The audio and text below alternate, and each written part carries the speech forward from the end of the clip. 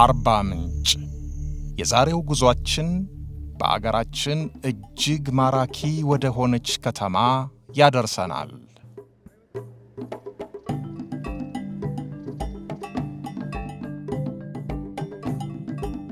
ይህች ከተማ በታላቁ ስምጥ ሸለቆ ዳርቻ ላይ በሚገኝ ከፍታ ቦታ ተንጠልጥላ አይንን የሚይዝ ውበት የታደሉትን አባያና ጫሞ ሐይቆች ቁልቁል እያየች ከትማለች።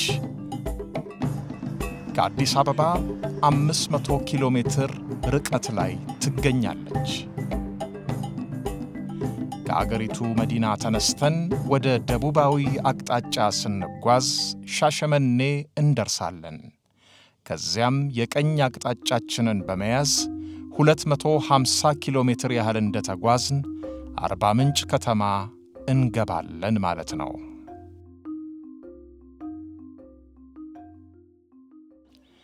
በጠቆረው ጥቅጥቅ ደን ስር ከሚፍለቀለቁት አርባ ምንጮች ስሟን ያገኘችው ይህች ውብ ከተማ ዓመታዊ አማካይ የሙቀት መጠኗ 21 ዲግሪ ሴንቲግሬድ ይደርሳል።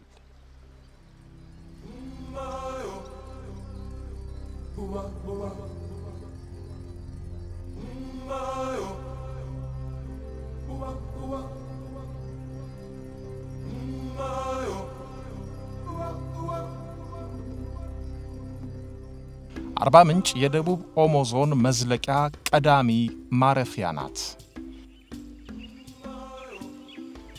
በ514 ስኩዌር ኪሎ ሜትር ስፋት ተንጣሎ ለሚገኘው የነጭ ሳር ብሔራዊ ፓርክ ደግሞ መግቢያ። በ1967 ዓመተ ምህረት የተመሰረተው ይህ ፓርክ በደቡብ የሀገሪቱ ክፍል ከሚገኙ እጅግ ማራኪ ብሔራዊ ፓርኮች አንዱ ነው።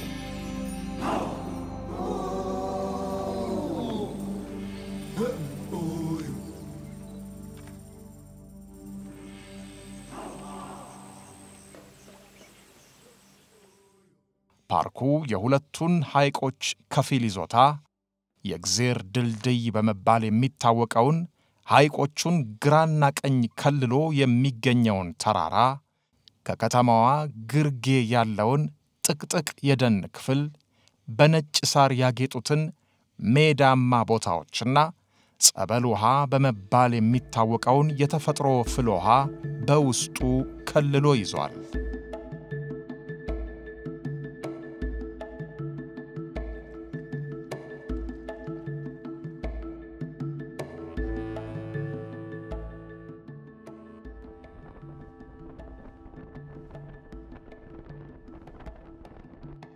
ዘወትር አስደናቂ ግርማ ባለው በሜዳ አህያ እንቅስቃሴ ተሞልቶ የሚታየው ነጭ ሳራማ ክፍል የፓርኩ ስያሜ ምክንያት ነው።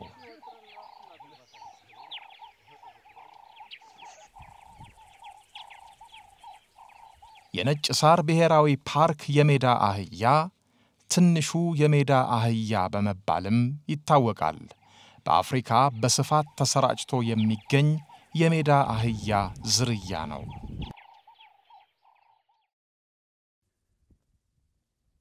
ይህ የሜዳ አህያ ዝርያ በአንድ ጉልበታም ወንድ፣ ሴቶችና በቅርብ የተወለዱ ውርንጭላዎች የተዋቀረ ጠንካራ ማህበራዊ አደረጃጀት በመመስረት ይኖራል።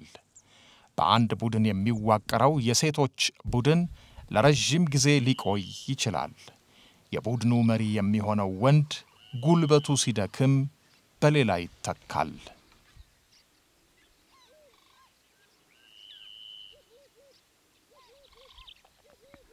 የእርግዝና ጊዜያቸው ከ360 እስከ 396 ቀናት የሚወስድ ሲሆን ወዲያው የተወለደ ውርንጭላ መቆም ይችላል። በአንድ ሳምንት ጊዜ ውስጥም ሳር መጋጥ ይጀምራል። የሜዳ አህያ የወለደችውን ውርንጭላ ለመጀመሪያዎቹ ጥቂት ቀናት ከቡድኑ አባላትም ሆነ ከመሪው ወንድ አርቃ ትጠብቃለች። ለአንድ ዓመት ለሚዘልቅ ጊዜ ያክል እየተከባከበችው ይቆያል። ውርንጭላው ከ7 እስከ 11 ወራት ባለው ጊዜ ውስጥ ጡት መጥባት የሚያቆም ሲሆን ከ16 እስከ 22 ወራት ባሉት ጊዜያት ለመራባት ዝግጁ ይሆናል። በዚህም ወቅት ቡድኑን ጥሎ ይሄዳል። ለሜዳ አህያ ተመራጭ የሚሆነው መኖሪያ ሞቃታማና ከፊል ሞቃታማ የአየር ንብረት ነው። ዛፍ አልባ ሳራማ ስፍራ ሲሆን በረሃ፣ በደን የተሞላ ጫካ፣ ዝናባማና ረግረግ አካባቢ አይመርጡም።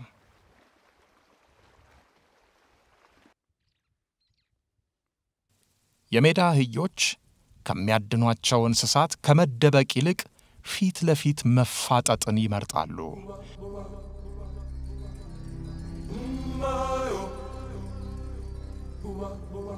የሜዳ አህያ የነጭና ጥቁር መስመር አደራደር እንደ ሰው ልጅ አሻራ ሁሉ ያንዱ ከሌላው አይመሳሰልም።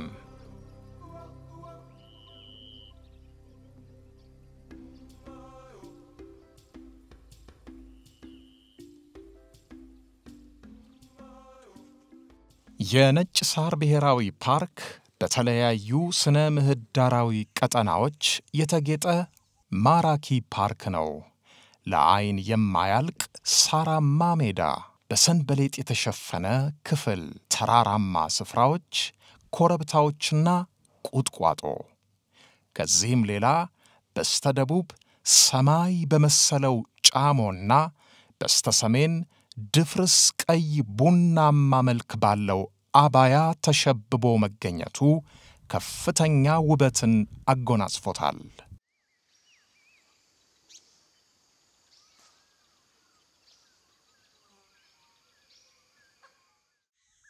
ፓርኩ ደረቅ ቁጥቋጦና የከርሰ ምድር ውሃ በቀል ጫካ ያለው ሲሆን በዚህም የተለያዩ የግራር ዛፍ ዝርያዎች ይገኛሉ።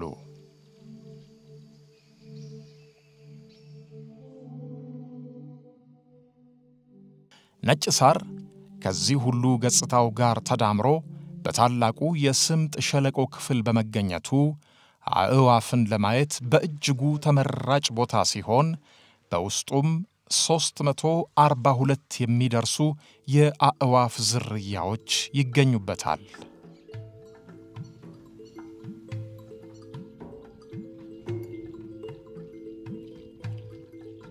የፓርኩን መግቢያ ይዞ ወደ ጥቅጥቁ ደን ክፍል የሚወስደው ጫካ በጉሬዛ ዝላይና ጩኸት የተሞላ ማራኪ ትዕይንት የሚስተናገድበት ስፍራ ነው።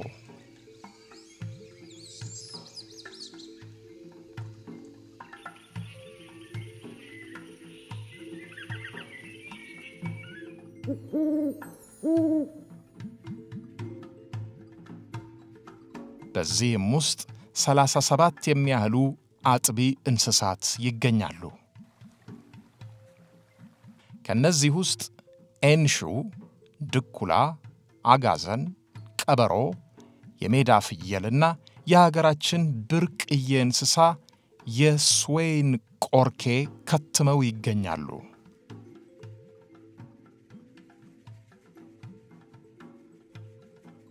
በዚሁ የደን ክፍል በምሽት ሰዓት የአንበሳና የነብር ድምፅን ማዳመጥ የተለመደ ነው።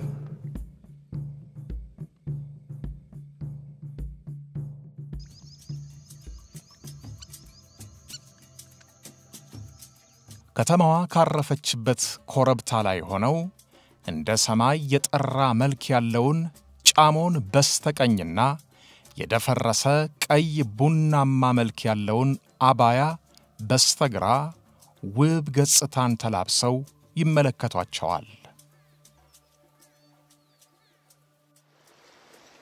ጫሞ ከሀገሪቱ የታላቁ ስምጥ ሸለቆ ሐይቆች ሁለተኛው ትልቁ ሐይቅ ነው።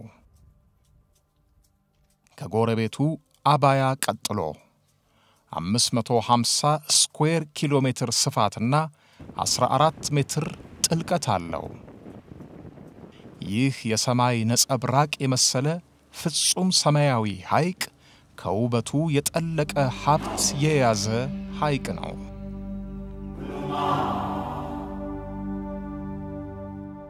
በብዙ ትናንሽ የተለያየ ቅርጽ ያላቸው ደሴቶች የተጌጠ ነው። ከነዚሁ አንዱ ሳይሆን እንዳልቀረ የሚታሰብ ደሴት ከተወሰኑ ዓመታት በፊት በሐይቁ ላይ ኪሎሜትሮችን ርቆ እንደተጓዘ ይታወሳል።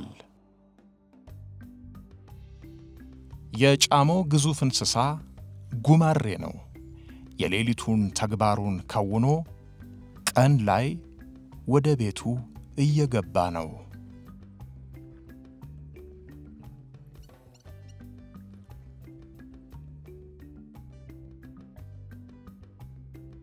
ከዚህ ሌላ ትልቁ የናይል አዞ በብዛት የሚገኝበት ሐይቅ ነው። አባያ ደግሞ እንደ ስፋቱ የአዞ ሀብት ባለቤት አይደለም። ያሉትም ቢሆኑ እጅግ ቁጡና አደገኛ እንደሆኑ ይታመናል። የዚህም ምክንያት የሐይቁ በደለልና ሴዲመንት የተሞላ መሆን ነው። በቂ የሚባል የዓሣ ክምችትም የለውም።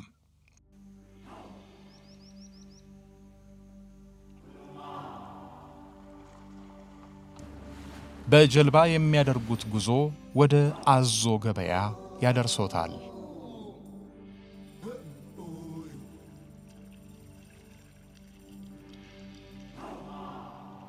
በጫሞ ሐይቅ ዳርቻ የሚገኘው የአዞ ገበያ በዓለም አደገኛና የተሳካለት አዳኝ እንስሳ እንደሆነ የሚነገርለትን ትልቁን የናይል አዞን በብዛትና በቅርበት በዳርቻው ላይ ፀሐይ ሲሞቅ የሚያዩበት ቦታ ነው።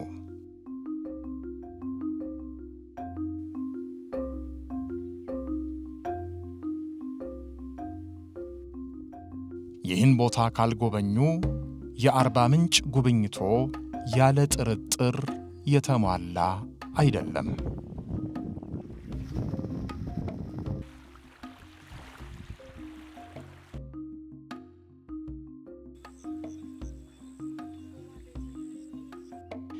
ጃንጉል እንደ አዞ ገበያ ሁሉ በማህበር የሚወጣውን ይህን እንስሳ ለማየት የቀናች ቦታ ናት።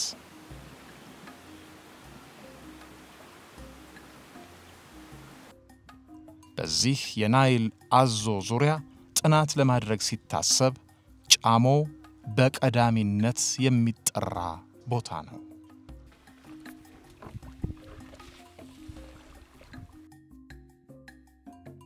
በጫሞ ላይ በጀልባ ሲጓዙ ብቻውን እየተንሳፈፉ አለመሆኑን ልብ ይበሉ። ካሉበት እፍኝ ጀልባ ስር በብዙ ሺዎች የሚቆጠሩ ትልልቅ የውሃ ውስጥ እንስሳትና እልፍ አእላፍ ትናንሽ እንስሳት እየተርመሰመሱ ነው።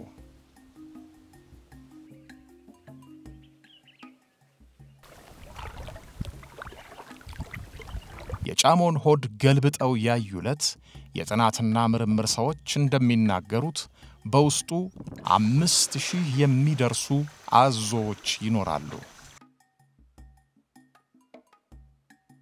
ይህ ቁጥር በአፍሪካ ካሉ የአዞ መዳረሻዎች ውስጥ ተጠቃሽ ነው።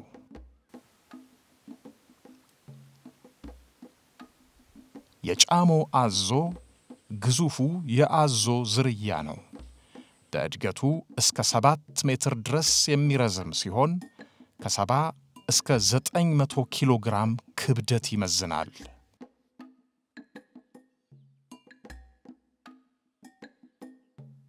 ይህ ሁሉ የጫሞ ውስጠት ነው። ቅኔው የሚዘረፈው ደግሞ በአዞ ገበያ ነው። የጫሞ አዞ አስፈሪና ቁጡ እንስሳ ነው። በቀጠናው የሚገኝ ማንኛውንም አይነት እንስሳ ግዳዩ ያደርጋል። ለአደኑ ስኬት ለረጅም ጊዜ የሚዘልቀው ትዕግስቱ አይነተኛ ብልሃቱ ነው። አስፈላጊ ሆኖ ካገኘው ለሰዓታት እንዲያም ሲል ለቀናት ሊታገስ ይችላል። አዞ በውሃ ዳርቻ ፀሐይ ሲሞቅ እንደሚያሳየው እንቅስቃሴ ዘገምተኛ አይደለም። ውጭም ሆነ በውሃ ውስጥ አስገራሚ ፍጥነት አለው።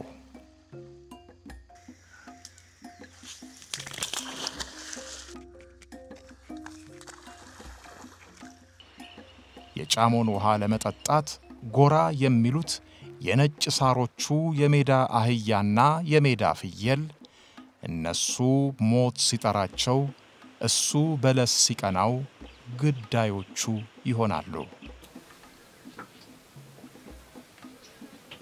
በሐይቁ ውስጥ የሚገኙት አሳዎችም የየዕለት ሲሳዮቹ ናቸው። ጥርሶቹ በጣም የሰሉና ጠንካራ በመሆናቸው በአንድ ጊዜ ንክሻ የተያዘ ምንም አይነት እንስሳ ከዚህ የሞት መንጋጋ የማምለጥ ዕድሉ ዜሮ ነው።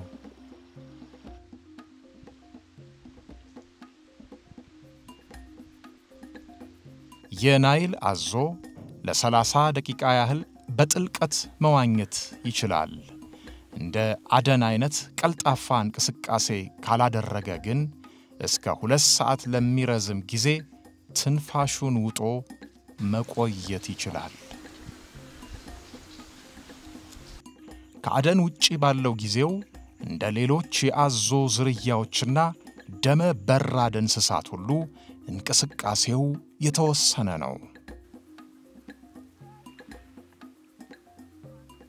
ከጠዋቱ 3 ሰዓት እስከ ቀኑ 10 ሰዓት ድረስ አፉን ከፍቶ ፀሐይ ሲሞቅ ይውላል።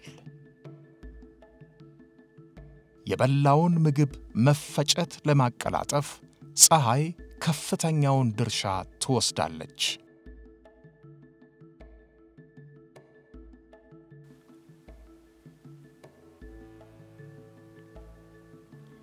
ለዚህን ያህል ሰዓት አፉን ሳይከፍት ጠራራ ፀሐይ ላይ ቢቆይ በከፍተኛ ሙቀት ምክንያት ሊሞት ይችላል።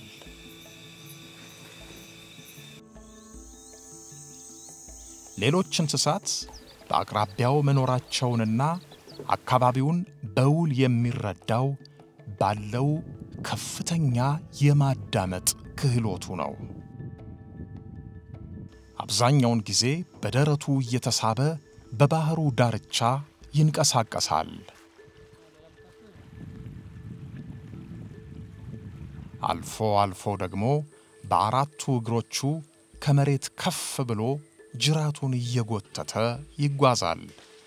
እንዲህ ሆኖ ሲያዩት የዳይኖሰር ቅድመ ዝርያ እንደነበር በእርግጥም ማስተዋል ይችላሉ።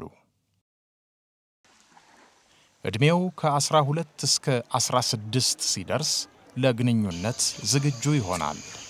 ለግንኙነት የደረሰች ሴት በመጮህና የተለያዩ ድምጾችን በማሰማት እንዲሁም በውሃው ውስጥ አየር በማስወጣትና የተለያየ የውሃ ቅርጽ በመስራት ወንዱን ትስባለች። ግንኙነት የሚፈጽሙት ውሃ ውስጥ ነው። የሚራባውም እንቁላል በመጣል ነው። ግንኙነት ካደረጉ ከ1 እስከ 2 ወራት ባሉት ጊዜ ውስጥ እንቁላሏን በሐይቁ ዳርቻ ትጥላለች። እንቁላሎቹ በቁጥር በአማካይ እስከ 80 ይደርሳሉ።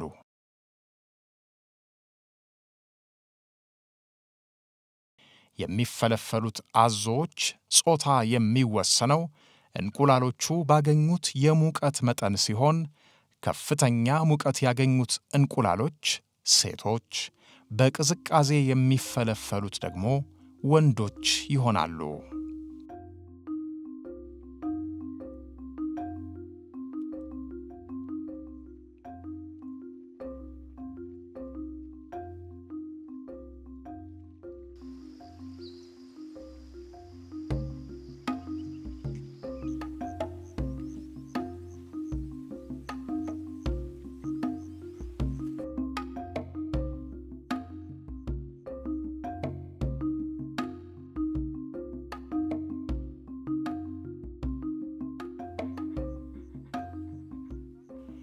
ጫሞ የአዞ ብቻ አይደለም፣ የሌሎች የብዙ እንስሳትም ጭምር ነው።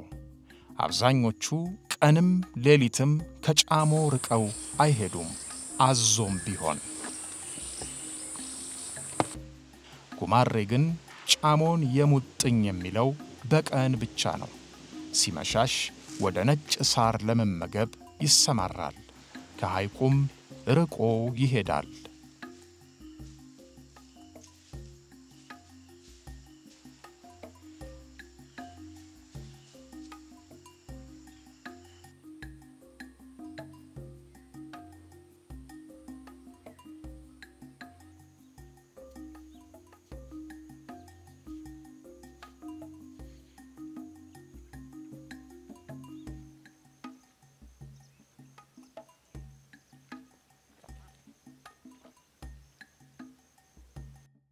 በተቃራኒው ጫሞን የዕለት ጉርስ መሰብሰቢያ አውድማ የሚያደርጉት በዚያው ነዋሪና ተሰዳጅ የሆኑ ማራኪ አእዋፍ አሉ።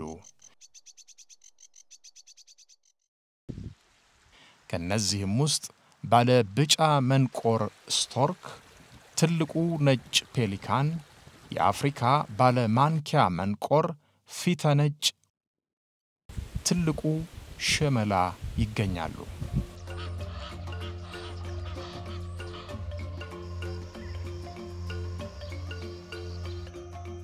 ትልቁ ሸመላ በዓለም ላይ የሚገኘው ትልቁ የሸመላ ዝርያ ነው። 1 ሜትር ከ52 ሳንቲሜትር ቁመት ሲኖረው ክንፎቹ ከ1 ሜትር ከ80 እስከ 2 ሜትር ተኩል ይዘረጋሉ። የክንፉ መጠንም ከ4 እስከ 5 ኪሎ ግራም የሚመዝነውን አጠቃላይ ክብደቱን በአየር ላይ ያለ አንዳች ችግር ይሸከምለታል። የዚህን የወፍ ዝርያ በርቀት በቀላሉ ጾታውን መለየት አዳጋች ነው።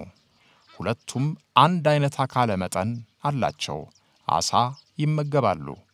እምብዛም ከሐይቅ ውጪ ርቀው አይበሩም። ከሌሎቹ የሽመላ ዝርያዎች በላቀ መልኩ እርጥበት ወዳድ ናቸው። ለሽመላ ግዳይ የሚሆኑት የአሳ ዝርያዎች በአንጻራዊነት ትልልቅ ሲሆኑ ከ5 እስከ 600 ግራም ሊመዝኑ ይችላሉ። ትልቁ ሽመላ ከሰነፍ አሳ አጥማጅ የተሻለ መልካም ግንዛቤ አለው። ትንንሽ አሳዎችን ለማጥመድ አይደክምም። በቀንም ለጉርሱ የሚበቃው 2 ወይም 3 አሳ ብቻ ነው።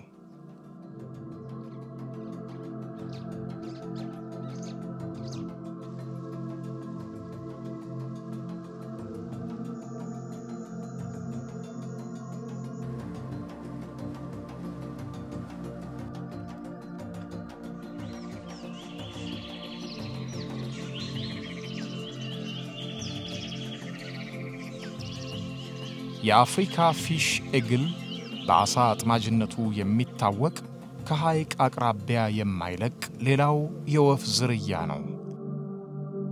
ከሰሃራ በታች ከሚኖሩ የንስር ዝርያዎች ትልቁ ዝርያ ነው። ወንዱ እስከ 3.6 ኪሎ ግራም የሚመዝን ሲሆን ሴቷ ደግሞ እስከ 2.5 ኪሎ ግራም ልትመዝን ትችላለች። ጠቅላላ የሰውነት ርዝማኔያቸው እስከ 75 ሴንቲሜትር ሊደርስ ይችላል።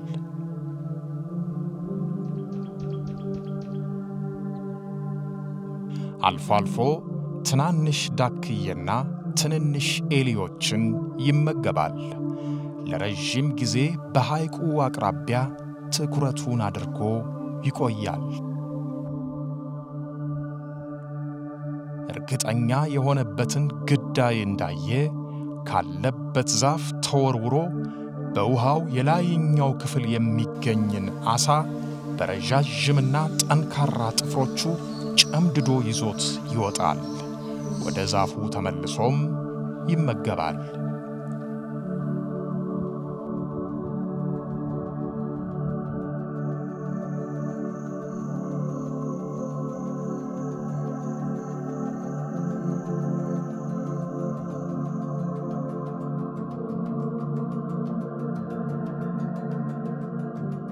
በስምጥ ሸለቆ ምስራቃዊ ከፍታ በ3000 ሜትር ላይ ባረፈው ጉጅ አናት 38000 የዶርዜ ብሔረሰብ የቃኙትን የጥበብ ቅኝት ለማድነቅ እንዝለቅ።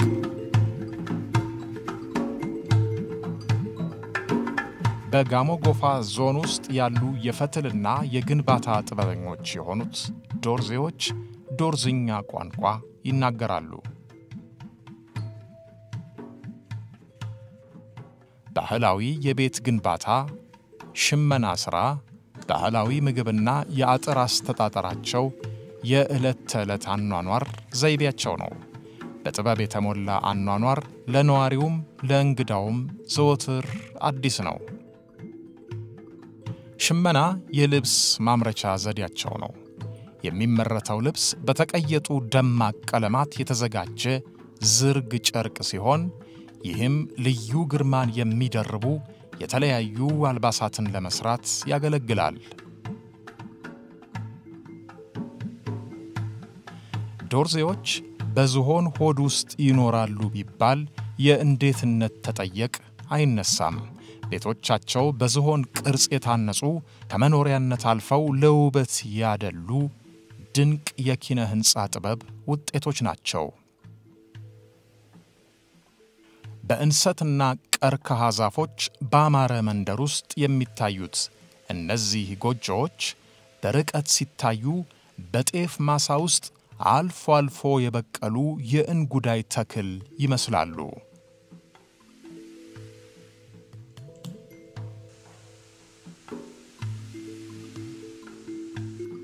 እንሰት የመንደራቸው አጸድ ጌጥ ብቻ አይደለም።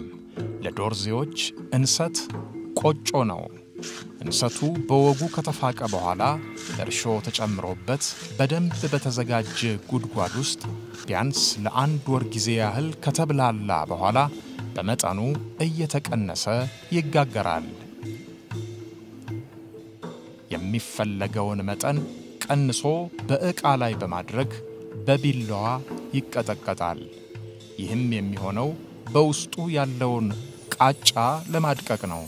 ከዚያም በኋላ ተጨማሪ ቅመማ ቅመምና እንዳስፈላጊነቱም ቅቤ ተጨምሮበት በምጣድ ላይ ይጋገራል። ቆጮ ከበሉ አረቄም ከቀመሱ መጫወት የግድ ነው። የዶርዜዎች ባህላዊ ሙዚቃና ዳንስ ፍጹም ኪናዊ ውበት የተላበሰ ስለሆነ መግነጢሳዊ ኃይል አለው። ስንብቶን በጋራ አድምቀው ባማረ ሙዚቃዊ ስልት ውሎን አድምቀው በአዲስ የህይወት ቅኝት ረክተው ይመለሳሉ።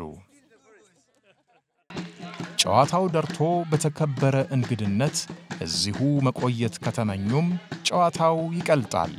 በሚለኮሰው እሳት ሰውነትዎን ያሞቃሉ። በውብ ዜማና ጭፈራ መንፈስዎን ያድሳሉ። ዶርዜ ውስጥ ቀን የታተረ ሥራ፣ ሲመሽ ደግሞ የቀለጠ ጨዋታ ደንብ ነው።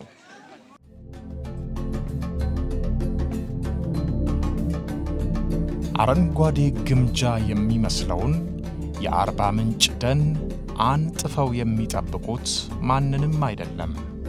እርሶን የፓራዳይዝ እንግዳን ነው። ከቤቶ የወጡት ለመዝናናት ነው ወይም ለሥራ። ከቤት ከራቁ ደግሞ ለማረፊያነት የትኛውም አይነት ቦታ ላይ ጀርባ ማሳረፍ ግድ ይሆናል። አርባ ምንጭ ግን ያለ ጥርጥር ለቤቶ እንዳሉ እንዲሰማው ሆኖ የተዘጋጀ ማረፊያ አለ። እጃቸው በተመረቀላቸው ምግብ አብሳይ ባለሙያዎች የተሰራን ጣፋጭ ምግብ እየተመገቡ ከዚያ ጥቁር ጫካ የሚነፍሰውን ንጹህ አየር እየማጉ የአባያና ጫሞን ውበት በአይን እየተመገቡ የት እንዳሉ ቢጠየቁ መልስ የሚሆነው አንድ ቃል ብቻ ነው። ፓራዳይዝ ሎጅ።